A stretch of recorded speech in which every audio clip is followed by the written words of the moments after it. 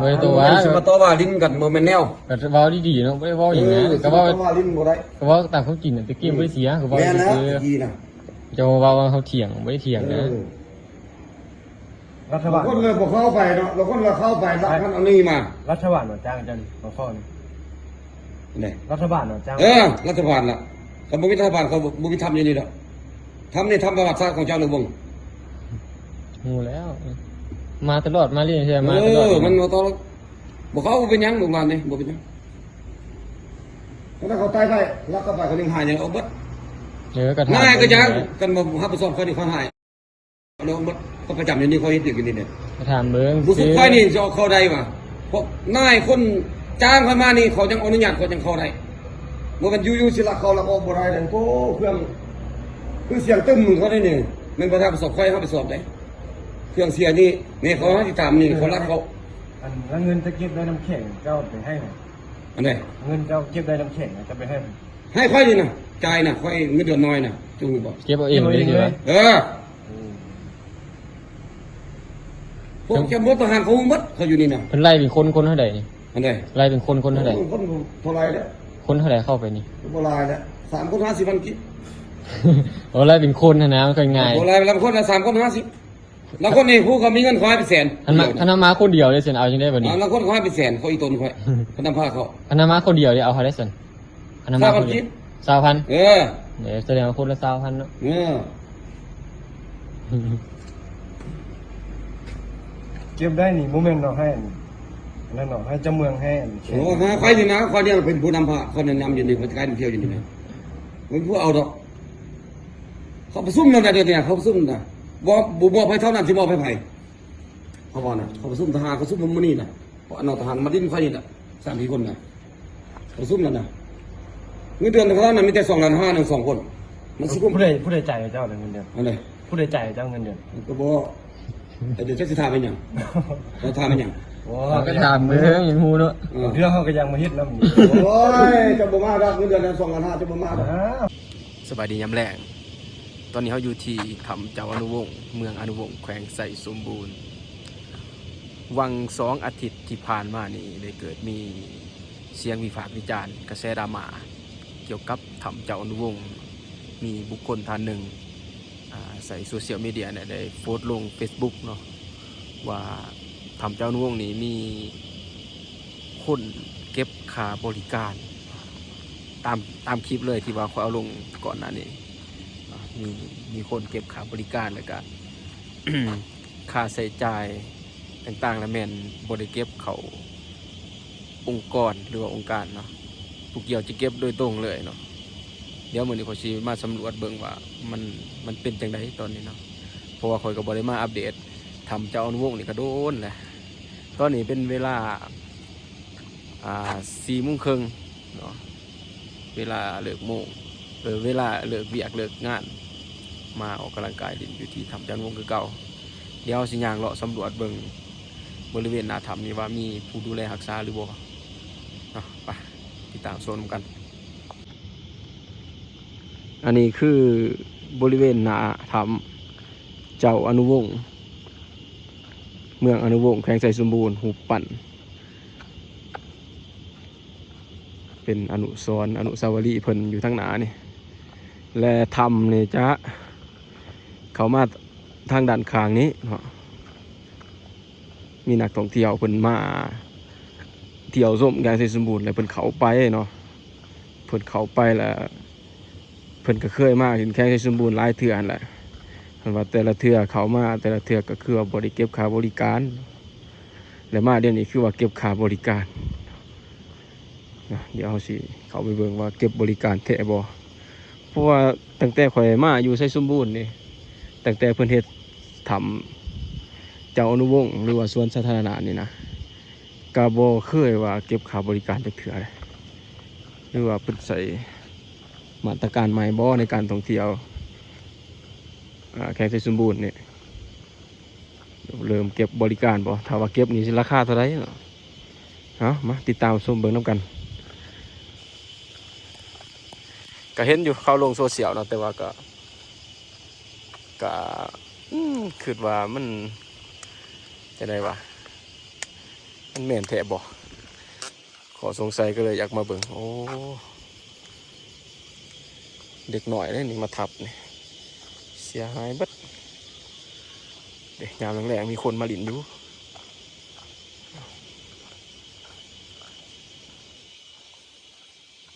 ทำเจ้าอนุวงศ์หักส่วนร้ายกับบ่คอยมีคนเขาไปดอกพี่น้องเลยพอเวลาเขาไปทำนะมันแบบอยากถ้าว่าเขาไปบ่หลายคนนะกับบ่เป็นตาเขาเลยว่าเรื่องท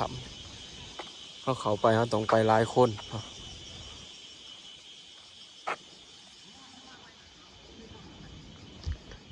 เวียนนาทำ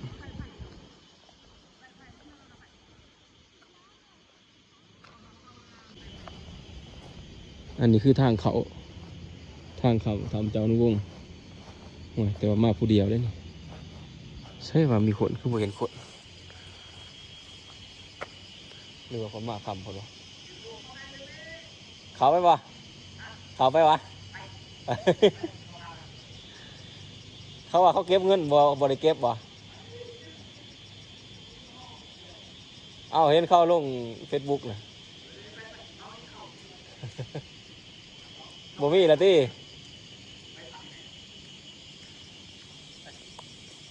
เห็นเขาจะเอาลงว่าโอ้ว่าทำเจ้าโรงเก็บเงินว่ะบ่มีแล้วเนาะบ่มีคนเก็บละ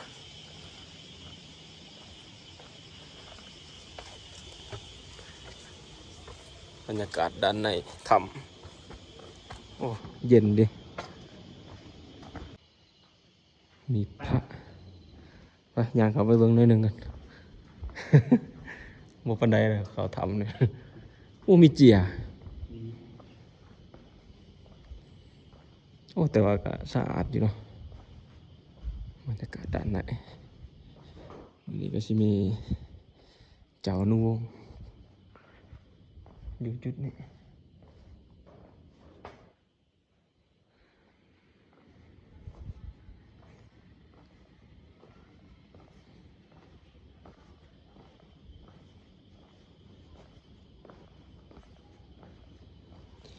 ก็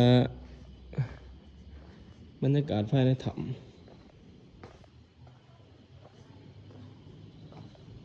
ใช่แล้วว่าสิเขามานำคือเขามาเลย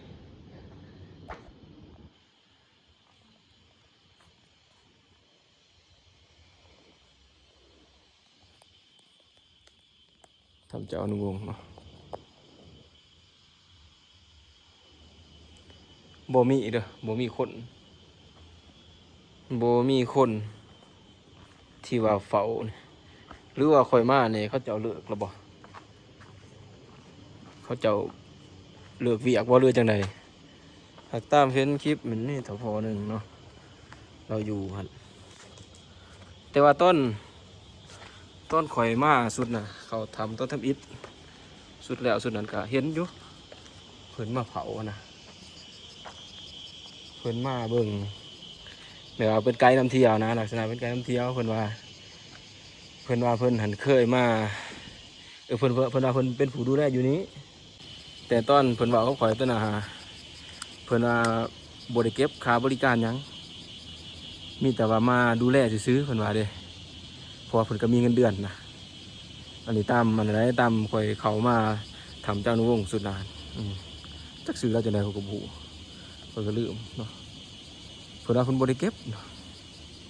ขอมาตอนนั้นเพิ่นก็บ่ได้เก็บเงินเลยแต่ว่าบ่ฮู้จะได้เพิ่นว่าเพิ่นบอกเก็บเงินสินะแต่ว่ามานี่บ่เห็นเพิ่นได้นี่ว่าสิมาเว้ามาร่วมกับเพิ่นอยู่ว่าเป็นจังได๋นะเหตุการณ์นะมีคนย่างเข้ามานำเฮาเลยสิลองเข้าไปเบิ่งบัดเป็นจังได๋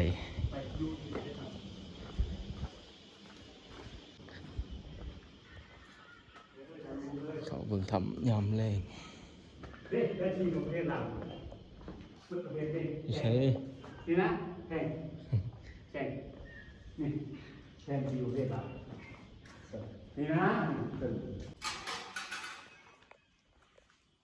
เขามาในถ้ำก็ต้องได้มากลับไปทำเจ้านุวงศ์นี่ก่อน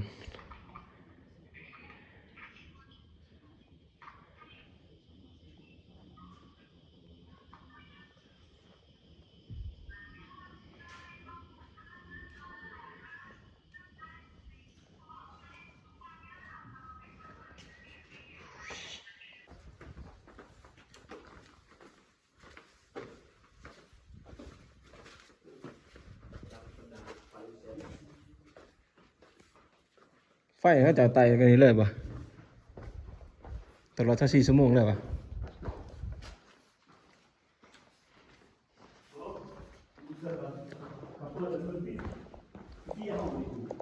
โอ้เจ้าว่าอยู่ตะกี้ผู้ใดสันมาอยู่ป่ะดิเราออกนี้แหละผู้ใดมาอยู่เอามาดูชมข้าวซื้อมาพักบกพักชาวท่องเที่ยวเลย โอ้ถือว่าเขามาถามนี่บริเสียเงินมันบ่แหม เราไปเก็บเนาะมันได้เด้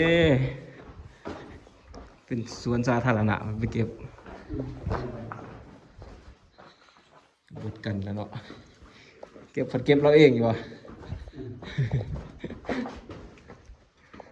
ทุกคนเดี๋ยวเขาไปทำ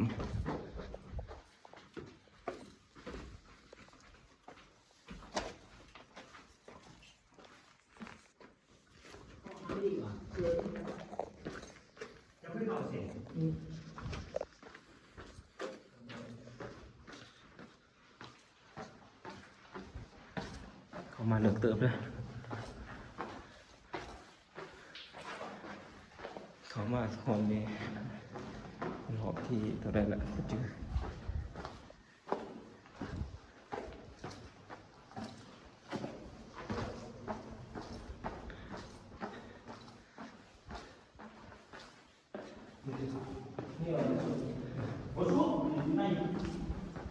เขาโซ่สูงสุดก็เขามีเพื่อเขากันด้านล่างช่อเขาไปเอาโฟมเขาที่มีใช้ไฟเนี่ย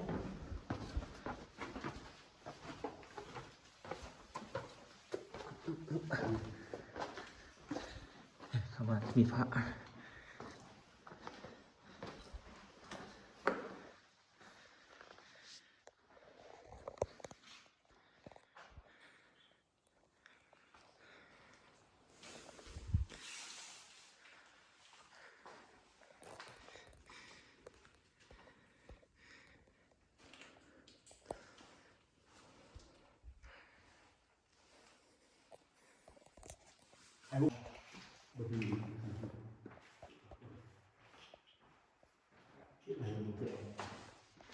ไปเข้าไปในต่อวะโอ้มีหนามเนาะมีหนามหน่อยตับโอ้เหมือนวะ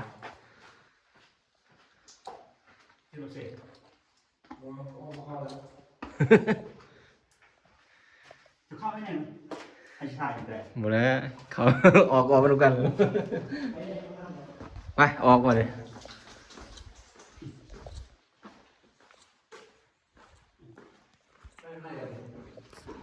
ไปไหนไปไหนร้านอาหาร เขาบอกจะเขาไปดูละครมันอะไรมันมีหนามเนี่ยทำมันฝนตกแล้วมันมีหนาม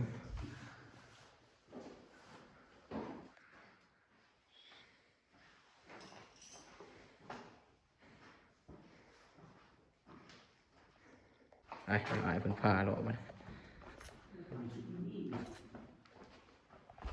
ที่ว่าเจอยังประจำอยู่สัวข้าวป่ะ ฮะ จะประจำอยู่ในสัวข้าวดิ บอกก็มาเที่ยวสิ ตะกี้มาอยู่นี้เนาะไปออกก่อน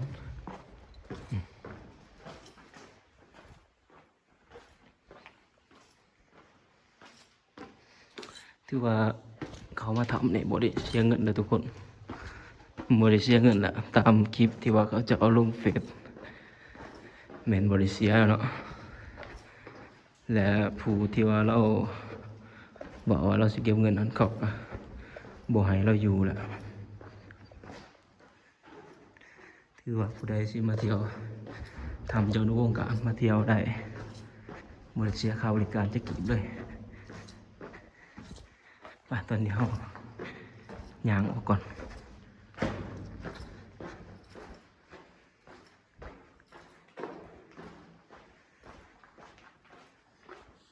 อันนี้คือบรรยากาศทางที่เราสิย่างออกไป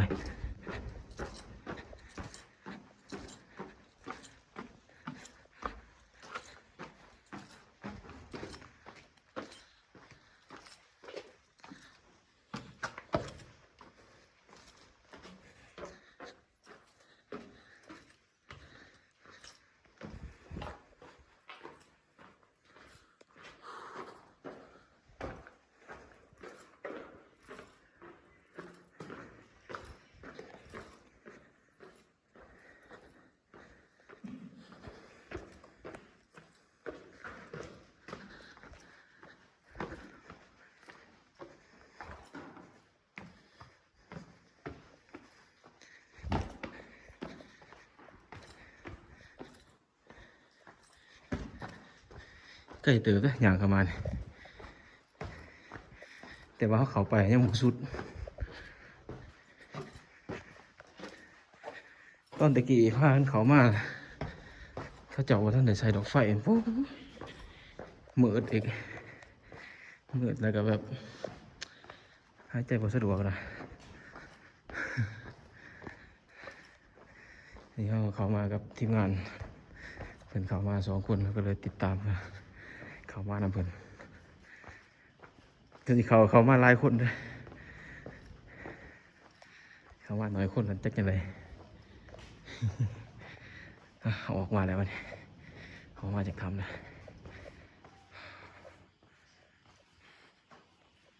ลงเลยยังเหรอแล้วยังบนท่านออกมานะถามคนกะอยู่กันแล้วกัน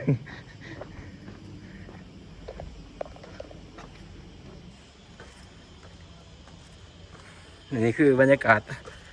ถามเจ้าหนุ่มเด้อทุกคนเด้อเนาะสรุป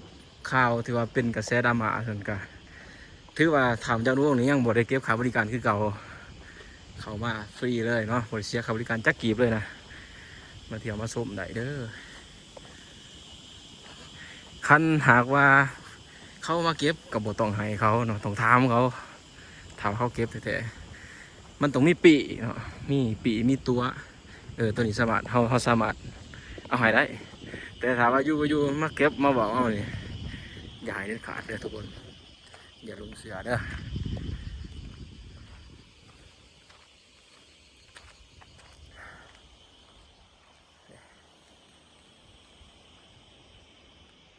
ทำแข้งไทยสมบูรณ์แห้งเป็นแข้งที่ว่าคนเขาเจ้าเขามาเทิงได้ยากเนาะสิไปเก็บขาบริจาคทำเจ้าหนุ่มนี่มันก็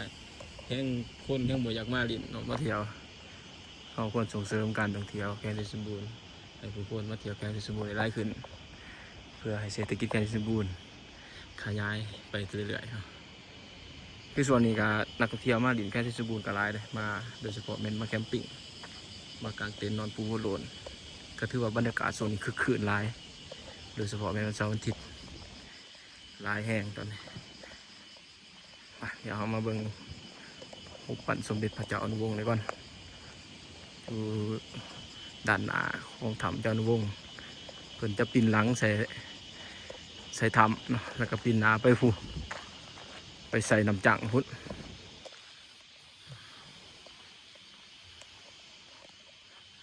จังเป็นสายน้ำที่รอเลี้ยงชีวิตผู้คนชาวแข้งไทยสมบูรณ์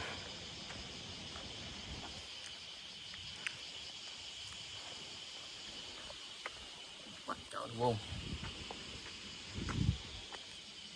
เพราะว่ามีท่านผู้ชมท่านหนึ่งเพิ่นก็สงสัยเนาะว่าทำเจ้าอนุวงศ์นี่เพิ่นยังเก็บค่าบริการแถบบ่เป็นกระแสดราม่าแถบบ่นะที่ว่าข่อยมาพามาเบิ่งแล้วก็มาให้คำตอบให้ขอสงสัยเลยเด้อบริเก็บจะกีบเด้อทุกคนเด้อมาลินได้ใส่สมบูรณ์เมืองนาวสาวงามในด้านหน้าหูปั่นเจ้าอนุวงศ์สูงเด่นสง่าเลยอนุสาวรีย์นี่ทางหลังเพิ่นก็สิเป็นถ้ำบริเวณรอบข้างเป็นชายภูเขาหนาผาเงาตอนนั้นก็จะมีน้ำพุพญานาคอันนี้ก็จะเป็นขัวสะพานสม